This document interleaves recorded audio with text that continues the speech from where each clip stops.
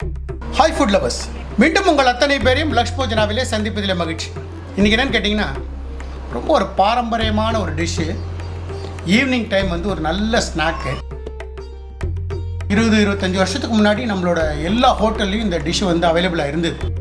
Unfortunately இந்த dish இப்போ இல்லை. சாயந்தரம் வந்து பஜ்ஜி வடை கூட இந்த ஐட்டமும் இருக்கும். ஸோ எல்லா ஹோட்டல்ஸ்லேயும். ஆனால் இப்போ இந்த டிஷ் இப்போ வந்து யாரும் பண்ணுறதில்லை. ஸோ அந்த மாதிரி ஒரு பழமையான ரெசிபி தவளை வடை, ஒரு அட்டகாசமான ரெசிபி. வாங்க அது எப்படி செய்யலான்னு பார்க்கலாம்.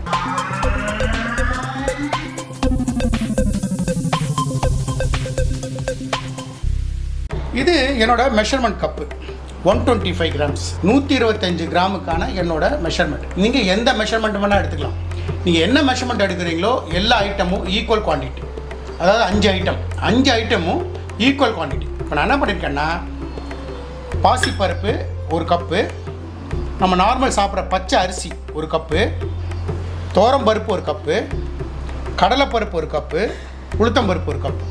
இந்த எல்லா ஐட்டத்தையும் நல்லா வாஷ் பண்ணி ஒரு 4 to 5 hours ஊற வச்சிருக்கேன். அது ஊற வைக்கும்போதே நான் வந்து இங்கே காஞ்ச மிளகா வச்சுருக்கேன். இந்த காஞ்ச மிளகா வந்து பேடிகை சில்லி வந்து ஒரு 5 வச்சுருக்கேன். ஒரு 10-12 காஞ்ச மிளகா வச்சுருக்கேன். இதையும் ஊற போட்டுருக்கோம். நான் இப்போ இது எல்லாத்தையும் ஒரே போலுக்கு சேர்த்து ஒரே போலில் மாற்றிக்கிறேன்.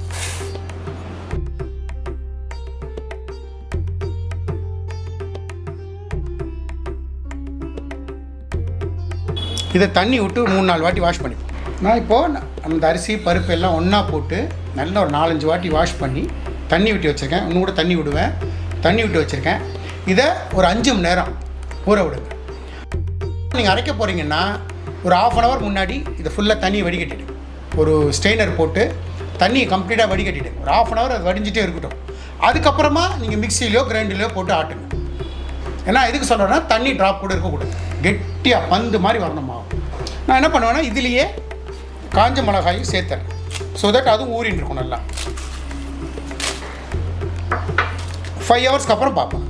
இப்போது நம்மளோட பருப்பும் அரிசியும் கிட்டத்தட்ட 5 மணி நேரமாக ஊறிருக்கு. இப்போ நான் கம்ப்ளீட்டாக ஒரு 1/2 hour முன்னாடி கம்ப்ளீட்டாக தண்ணி இது மாதிரி வடிகட்டிட்டேன். ஜாலி போட்டு வடிகட்டிட்டேன். ஒரு ட்ராப் தண்ணி இல்லை. இதை வந்து மிக்சியில் போட்டு, நம்ம உளுந்து வடை மாதிரியும் இருக்கக்கூடாது, மசாலா வடை மாதிரி நர இருக்கக்கூடாது, உளுந்து வடை மாதிரி ரொம்ப ஃபைனாகவும் இருக்கக்கூடாது. அது ரெண்டுக்கும் நடுவில் இருக்கணும். அதே நேரத்தில் கொஞ்சம் குறன்னு இருக்கணும். தண்ணி விடாமல் பந்து மாதிரி அரைக்கணும். டைட்டாக பந்து மாதிரி அரைக்கணும். நான் காட்டுறேன், அரைச்சி காட்டுறேன் உங்களுக்கு.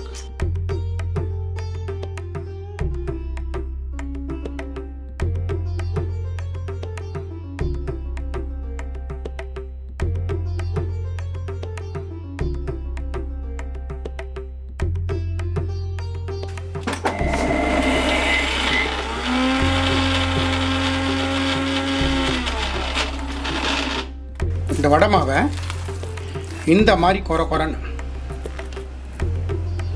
மாதிரி குறன்னு அரைச்சி வச்சுக்கோங்க. இப்போ இதில் ஒரு தாளிப்பு ஒன்று போடணும். அந்த கடுகும் தேங்காயும் தாளித்து கொட்டணும். அந்த தேங்காயும் கடுகும் தாளிக்கிறதுக்கு ஒரு கடாய் வைக்கிறேன். கடாய் சூடாகட்டும். இப்போது நம்ம வச்ச கடாய் சுட்டெடுத்து நான் ஒரு 2 டீஸ்பூன் எண்ணெய் சேர்த்துக்கிறேன். எண்ணெய் சுடட்டும். அந்த வடை பொரிக்கிறதுக்கு ஒரு கடாய் வைக்கிறேன். கடாய் நல்லா சுடட்டும். இப்போது நம்ம விட்ட எண்ணெய் நல்லா சுட்டெடுத்து நான் ஒரு 1/2 டீஸ்பூன் கடுகு சேர்க்குறேன். கடுகு கிராக்கலாட்டும்.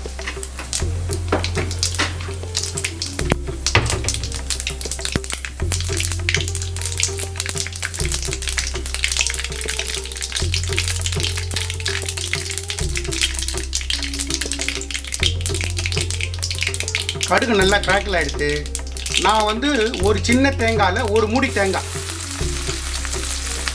மூடி தேங்காய் ஃபுல்லாக சேர்த்துட்டு நான் ஸ்டவ் இப்போ ஆஃப் பண்ணிட்டேன். இதுலேயே இந்த தேங்காய் நல்லா ரோஸ்ட் ஆகும்.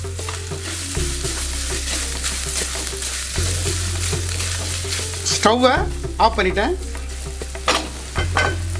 இதுலேயே கொஞ்சமாக பெருங்காயத்தூள்,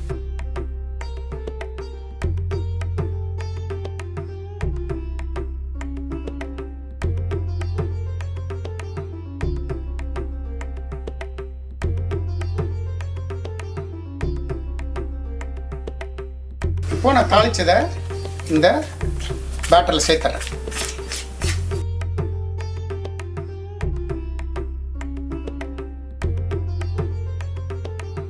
இந்த வடைக்கு தேவையான உப்பு. இப்போது நம்ம வச்ச கடாய் நல்லா சுட்டெடுத்து நான் ஸ்லோ பண்ணிக்கிறேன். இதில் வடை பொரிக்கிறதுக்கு தேவையான எண்ணெய்.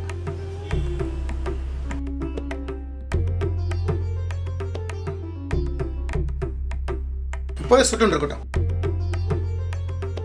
இப்போது இதை எல்லாத்தையும் நல்லா மிக்ஸ் பண்ணி கொடுங்க.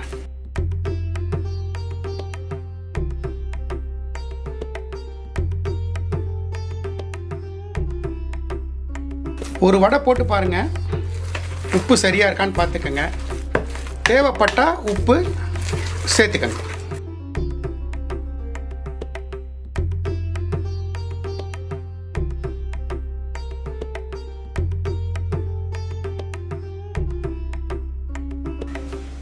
இந்த மாதிரி நல்லா உருட்டிட்டு அந்த 1.5 inch 2 inch திக் இருக்கணும். ரொம்ப மெலிசா போடக்கூடாது. இது எண்ணெய் மீடியம் ஃப்ளேமில் வச்சு குக் பண்ணணும்.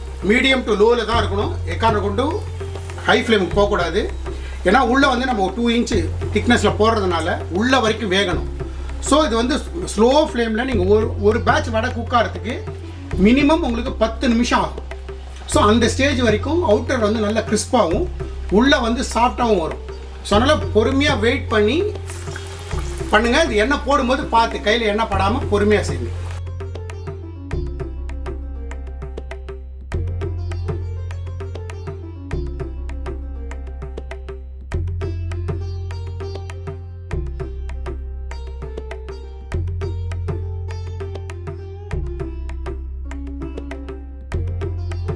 இந்த ரேஞ்சு பார்த்தீங்கன்னா தெரியும், நான் லோ ரேஞ்சில் வச்சுருக்கேன். ஸோ இந்த லோ ரேஞ்சில் வச்சு தான் குக் பண்ணணும். அப்போ தான் உள்ள வரைக்கும் வேகும். இல்லைனா உள்ளே வேகாது, உள்ளே பச்சையாக இருக்கும். வெளியில் மட்டும் அவுட்டரில் ஏடு கிறிஸ்ப் ஆகிடும். அது ஆகக்கூடாது. ஸோ இப்போ 4 போட்டிருக்கேன். வெயிட் பண்ணலாம், 10 நிமிஷம் வெயிட் பண்ணு. ஸோ உங்களுக்கு தெரியும், நம்ம போட்டது மேலே முதக்க ஆரம்பிச்சிடுது. ஸோ நான் என்ன பண்ணுறேன், மெதுவாக திருப்பி போடுறேன்.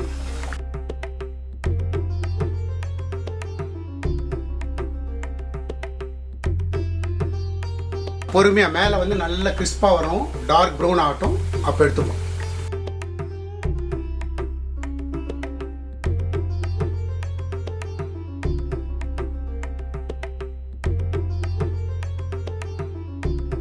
இப்போ நம்மளோட தவளை வடை ரெடி.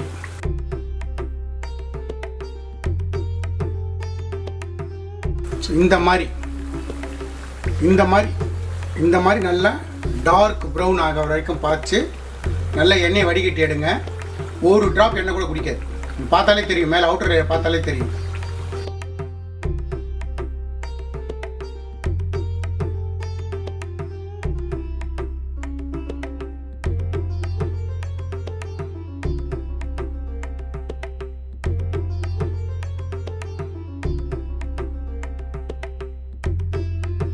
நம்மளோட தவளை வடை அட்டகாசமாக தயாராகிடுது. கரெக்டாக பிளான் பண்ணி மாவு மட்டும் மத்தியானம் ஒரு 12 மணிக்கு ஊற வச்சிங்கன்னா 4 மணிக்கு 4-4:30 மணிக்கு மாவு அரைச்ச கையோட புளிக்கணும்னு அவசியம் கிடையாது. அரைச்ச கையோட எண்ணெயை காய வச்சு வடை போட்டுடலாம். ஒரு அட்டகாசமான ரெசிபி. ஆனால் இந்த ரெசிபிலாம் இப்போ யாரும் அவ்வளோவா ஹோட்டல்ஸ்லேயும் கிடைக்கிறதில்ல, யாரும் பண்ணுறதில்ல. ஒரு பாரம்பரியமான டிஷ்ஷு. உங்களுக்கு பார்த்தாலே தெரியும், ஒரு சிங்கிள் ட்ராப் எண்ணெய் கூட குடிக்கல. மேல் அவுட்டர் லேயர் பார்த்தீங்கன்னா அவ்வளோ கிறிஸ்பாக இருக்குது. உடச்சிங்கன்னா உள்ள அவ்வளோ சாஃப்டாக இருக்கும். இது தவளை வடை.